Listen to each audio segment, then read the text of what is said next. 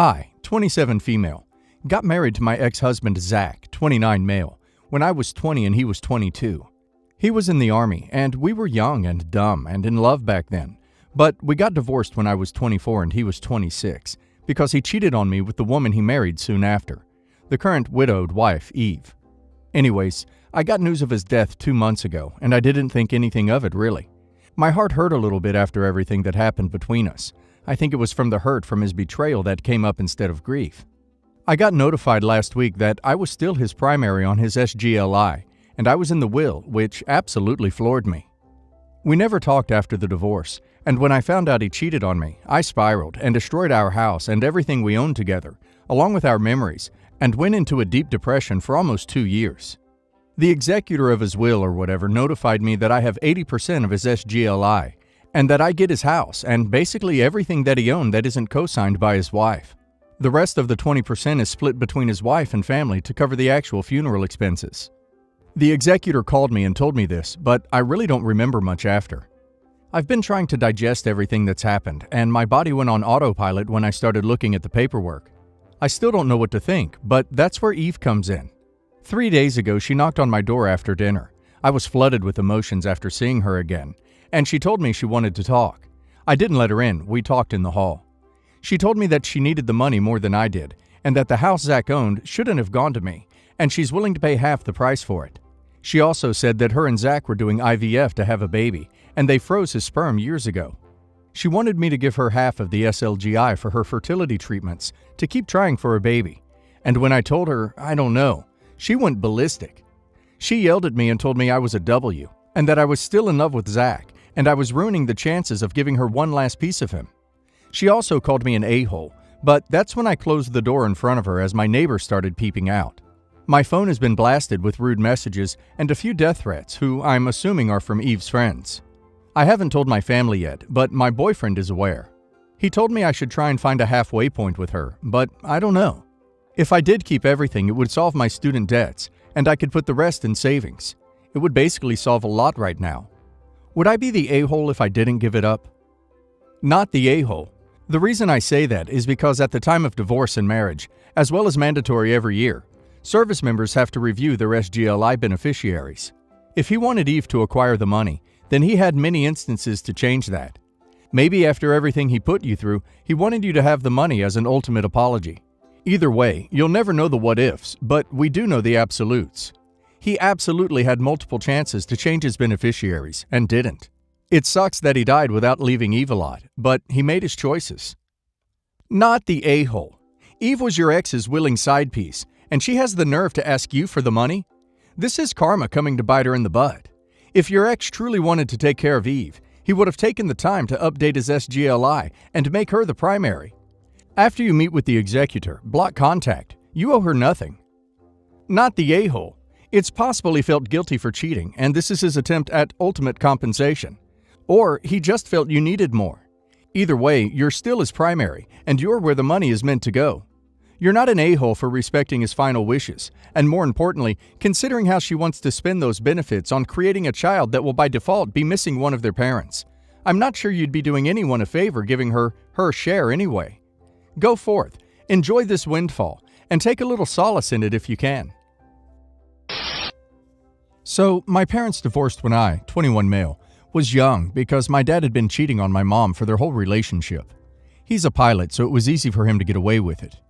My dad remarried when I was around 13, and his wife likes to act like she was an important part of my life growing up, at least in front of other people. She's told me privately that she doesn't see herself as a family member, but a roommate whose job it is to teach me to be a good roommate. She told me this while running her singing bowl therapy business in my bedroom, which involved having clients over in my room. I wasn't allowed to have personal items up because it ruins the aura of the space. She claimed at the time it was the only place she could use because the other rooms didn't have enough space. Blatantly untrue. My room was the smallest one in the house, and the living room wasn't private enough, even though she didn't let anyone else in the house when she was doing a session. Anyways, there were other things she did that made me feel unwelcome in their house, but that was the main thing. Fast forward to now. I'm getting married. She keeps sending us these messages about how excited she is that I get to live my truth. I'm gay, and how happy she is to have had a hand in encouraging me to live authentically. I was talking to my dad, who I'm not super close with, mainly because of her, about what our plans were for the wedding, and mentioned some of the ideas we had for photos, how we wanted the ceremony to go, and who was in the wedding party, some close friends. None of this involved treating her special in any way, and I guess he told her about it later, because she's texting me about how upset she is that I'm pretending not to be close to her to avoid upsetting my mom. This woman really thought she was going to be one of my bridesmaids. So my dad agrees that his wife deserves to be more involved, and my mom, who hates her, says she's worried that she poisoned my perceptions of my dad's wife. I feel like since it's my and my partner's wedding, we deserve to decide who's involved a lot and who's not. So am I the a-hole? Edit. I could honestly fill a book with the weird crap this woman does, especially with regards to our wedding. I won't get into it too much, but my mom runs a wedding rental shop. Yay for us! Free tables and stuff. And has tons of connections all around where we live, to the point that the best wedding photographer offered to do our wedding for free. My dad's wife, on the other hand, just started a luxury picnic company and has done a few promotional photo shoots and one little event, and keeps talking about how lucky we are to know her because she'll be able to get us so many discounts at all the best places. So yeah, she's definitely a little delusional. On the upside, she has become a great source of entertainment and conversation for the rest of us. The only reason we're inviting her at all is to avoid the drama she'll cause. But I don't think I want to give her a fake job to appease her, because I feel like I got into the mess by doing that sort of thing. I would totally put her in charge of the kids, except we only know one person who has a kid, and they're a baby, so we'll be with their parents the whole time. Also, I wouldn't trust her with any more kids. Anyways, thanks again, everyone. This definitely helped me be confident that I wasn't unaware of the classic wedding tradition of letting everything be about the stepmother. Not the a-hole. It's you and your partner's day. Do what you want and what is best for you two. Kinda crazy that you weren't even fully allowed your own room as a kid. That's your sanctuary. So stepmom is gonna have to deal with it. And if they escalate, maybe they don't even need to be invited. Not the a-hole. She has a special role to fulfill, which is stepmom of the bride. And that can be as prominent or not as you wish. I'm guessing not very is your wish. You can make it less personal about her by saying it would be weird to have a parent as a bridesmaid. Though, of course, anyone who actually wants their parent to be their bridesmaid is welcome to do so. The evil part of me says that since she did such a great job with you, she is in charge of child entertainment and babysitting at the wedding. My stepson, 29, and daughter-in-law, 28, bought a $347,000 house 3 months ago. When they initially were approved, my stepson had a great-paying job, cleared over $5,500 a month. Their debt-to-income ratio was low. Between the time they were approved for the mortgage loan and they signed the paperwork for the house, my stepson was offered to go back into the Army to be a helicopter pilot. My stepson is an excellent man and a hardcore patriot, so he went back into the Army to serve our country. But by going back into the Army, he took a pay cut of approximately $1,900 a month. My daughter-in-law does not work, preferring to stay home with the kids. Needless to say, they started out upside down in their finances. My stepson called us for help, so we transferred $2,000 to them to catch up on bills. He did not advise us how far he was behind in everything. After going through the $2,000 we sent them, my stepson called asking for help with his budget. My husband received authorization to all of their accounts. We found out their car payment, car insurance, and a few other bills were up to 3 months behind, so we paid for everything to be caught up to date. That was another $1,500 approximately.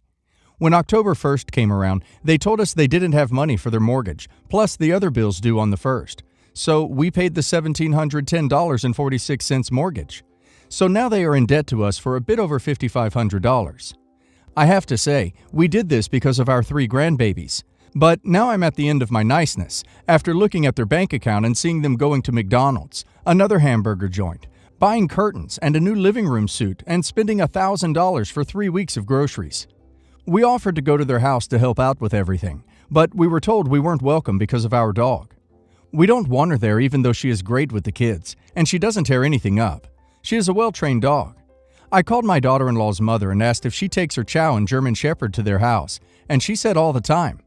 Now I am hurt, feel like we are being used for our money, and told my husband we were done paying their bills. My husband agrees. No more money for them. Now they are saying that we don't love the grandbabies and causing them to go without food, diapers, and toys. They have enough toys for 10 kids, seriously. So, am I the a-hole for cutting them off financially and telling them we aren't coming for Thanksgiving or Christmas? Not the a-hole. Sounds like some double standards. You're not responsible for their bills, and if they are not willing to even let you come over and help feed them, then they are simply being ungrateful and don't deserve any more financial help. Not the a-hole. Your stepson should have looked at his finances prior to taking a $1,900 a month pay cut. The only part of your calculations that are off is that a family of 4 can easily spend $1,000 a month on groceries nowadays. That comes out to about $225 per week, which is normal. However, I would clarify to them that you are looking at the disparity of how you are being treated compared to other family members. They have taken your money, let's be honest. You're never going to be paid back, and have been completely ungrateful. As a mortgage professional, what your son did was shady as hell, and I can't believe he actually got the loan. We do employment verifications the day of signing. If he snuck it through, he did it on purpose and put himself in this situation.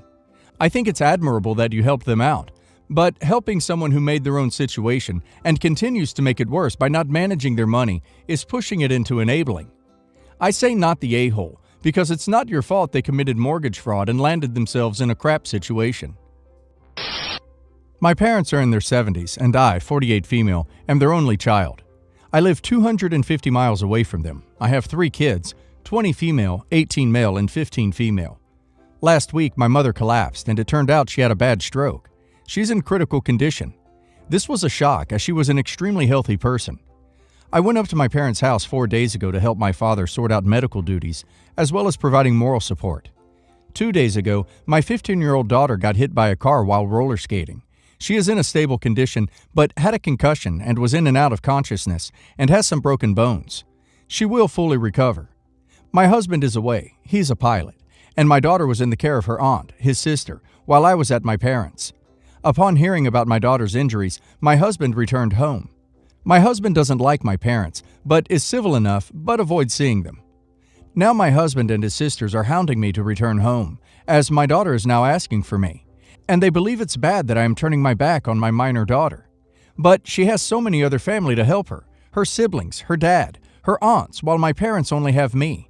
It's a crappy situation, I know, but I believe I am doing the right thing. My eldest daughter called me today and said that last night my youngest was in so much pain she was calling out for me and said that all she wanted was her mom. It broke my heart, and now my husband is begging me to come home, if not just for a day, and my dad can manage alone. I refuse because I'm scared of leaving as my mother could worsen and it's not fair on my dad. My dad says do whatever, but he's thankful that I'm there with him. I elected to stay as I know my daughter will get better and my mother won't. I told my husband this and he is still begging me to come down for just a day to put my daughter's mind at ease. My son offered to come up to my parents for however long I was with my daughter, but I know that will make my dad awkward as he doesn't want to appear upset in front of my kids. My sister-in-laws are saying I'm a bad mother for turning my back on my kid in her hour of need, and nobody can replace a mother to an injured child. Am I the a-hole? Yes, the a-hole, unquestionably. Your teenage daughter was hit by a car, and you didn't go to her immediately? That's just cold. I get that you're helping your dad. Let your son take your place for a few days and go see your hurt child. I'm not going to cast aspersions on your initial reaction because I'm hoping against hope that you are just paralyzed by the unexpected situation you are in. Here is a reality check. 1. Most people who hear that you wouldn't leave for one day to check on your child will think you are heartless and a bad mother, regardless of reality. 2. Your daughter needs you more than your mother and father, who are adults and should understand that children need their parents. 3. You fill a role for your daughter that no one else can substitute, but you can pay or ask someone as a favor to fill in for a day with your parents. And 4. Your husband and children are not, as far as I can tell, unreasonable and untrustworthy people. If they are hounding you to say that you need to be at home for a while, trust their judgment. Yes, the a-hole if you don't make arrangements to go back home ASAP. Yes, the a-hole. Your daughter is a child and your parents are adults. Your mom isn't crying out for you, your daughter is, and you're ignoring her and turning your back on her when she needs you. Quite honestly, this is appalling behavior for a parent. Edit. I get it. I'm the jerk. Train ticket home is booked for tomorrow. I just found out she has surgery tomorrow evening, and I'll be there for her. I'm going to try and get someone to help my dad, whether it be my son, a nurse, or call in favors from family and friends. Managed to reschedule social worker for today, but I'll take whatever help I can get as it's a bit last minute.